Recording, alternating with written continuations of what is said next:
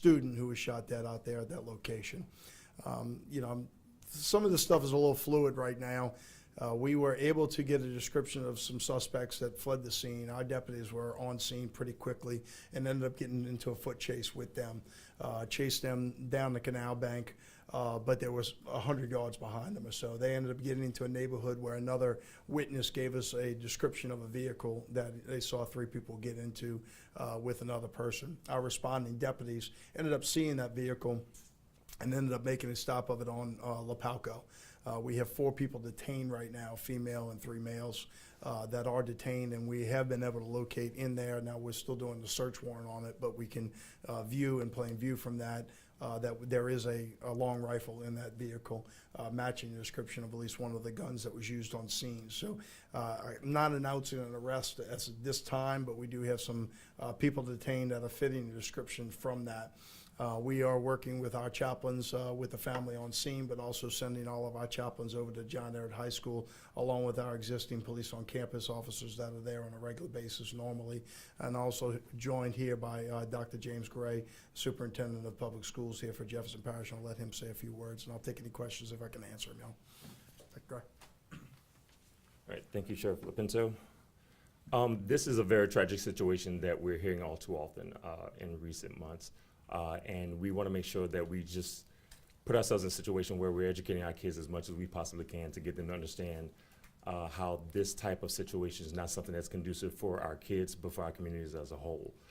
We have our crisis teams on site at John Ehret. We have 3 teams there right now, which is about 12 to 15 people that are helping our students, our faculty, and our staff to navigate through this tragic situation. The sheriff has been very cooperative, and I'm glad to hear that they have been able to move forward on this situation.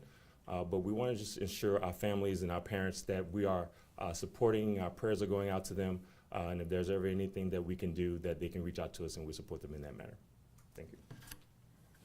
Right. Do I have any questions I may be able to answer? Or? I don't know the ages. 2 of the ages that I know, Michelle, they're not juveniles, but I'm not sure about the other 2. But I'm not going to release that as of yet, and not necessarily even calling them suspects yet. They're just people I have detained at this point in time. Are they Ehret students as well? Not that I know of, but I certainly, you know, again, this just occurred, and so give me a little time, let my detectives do some work, and I'll certainly update it. I know that's a fair question, but I just don't have the answer for you yet. Do they appear to be cooperating? No, I wouldn't. I don't know. I mean, let's face it. We're going to transfer them back to our detective bureau for them to be questioned, and so I don't have any information on that to give you that answer yet. So really, whatever led up to it, that's still. Yeah, I don't have any motive to be able to share with you right now, but we're looking into several things. Yep. So, Sheriff, on another note, your deputies opened fire, shot and killed Daniel Valley. Is there any plans to release that body footage? And also, as a follow-up, does this department have a rule to dispose of body camera footage in 3 months? Oh, no, indeed not. I mean, there's certain things that we dispose of on, you know, non-fatal shooters. I mean, that's a criminal investigation. That's not being disposed of or getting rid of. I mean, certainly that will be released at the appropriate time when it's appropriate to do so. I have some meetings later today, meeting with the detectives on that. You know, we have worked autopsies, interviews, you know, brought our deputies in for interviews all last week.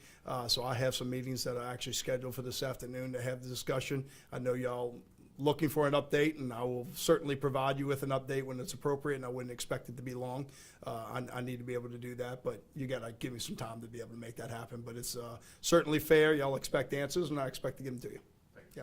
There are quite a few people out there at the scene when we were out there. Yeah. You talked to, I'm sure, some of them. Obviously, a lot of people are very distraught. Are you able to share with us anything about what they said to you? No, I mean, look, I spoke with the family that was out there, and every indication from the people that that I've talked to, I mean, look, that this kid was a very good kid. Didn't really expect to give people problems, was walking to the bus stop that morning. So I don't know what, you know, if it's random on his case, or he's caught up on something that's out there, but I'm not getting any indication from my speaking with the community and his family that he was really a troubled kid from anywhere else. So, but certainly Our detectives are going to be questioning all of that, but that's just my initial independent thoughts on the scene from the people that I've talked to. I was gonna ask for the superintendent, it seemed like some of the folks on the scene were saying that this student who was killed was actually a member of the football team. Is that correct or not correct? That's something I don't have at this particular time. We're probably getting more information about details involving this particular kid later on today. We do have our crisis team there that's working through all those questions and trying to figure out what role can our people play in trying to make sure that everybody is just comfortable and have someone to talk to on the site. But that particular details we don't have at this time. There was another juvenile last week who was killed, Jamarian, his last name escapes me. Was he also an errant student? That I'm not 15-year-old familiar who was with. killed last week on Gentry Road in Marrero? I don't know if he was an arrested. I don't think so, but I will have to call and confirm. Anything else, Sean? I'll certainly update you all. I know it's a little early, but you know, as this is developing, I'll update y'all when we can and it's appropriate. Thank you very much.